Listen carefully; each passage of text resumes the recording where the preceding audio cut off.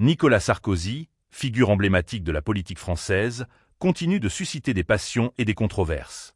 Son parcours, débuté dans les années 70 au sein du Rassemblement pour la République, a été jalonné de succès et de tensions.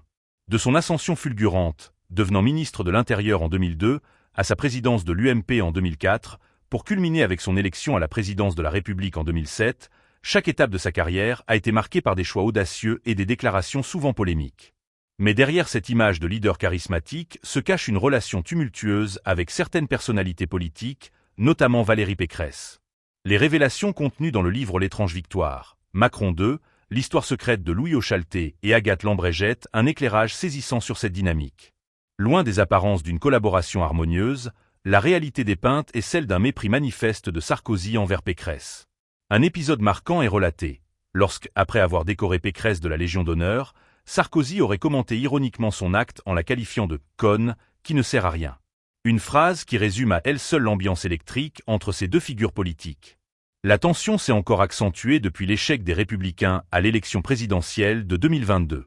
Nicolas Sarkozy, ne manquant pas de critiquer ouvertement Valérie Pécresse, a exprimé ses doutes sur ses compétences.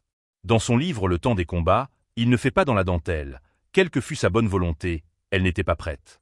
Elle n'avait ni l'équipe ni la maturité pour affronter une telle épreuve, écrit-il. Des mots durs qui laissent entrevoir un désaccord profond sur les capacités de Pécresse à mener une campagne présidentielle. Sarkozy, toujours aussi franc, n'hésite pas à qualifier sa candidature de « désastre », soulignant que, selon lui, la barre était trop haute. Cette analyse acerbe ne fait qu'ajouter une couche à la complexité des relations au sein du paysage politique français, où les ambitions personnelles et les rivalités sont souvent au cœur des stratégies. Derrière cette rivalité se dessine une question plus large sur l'avenir des Républicains et sur la capacité de ses leaders à se rassembler autour d'un projet commun.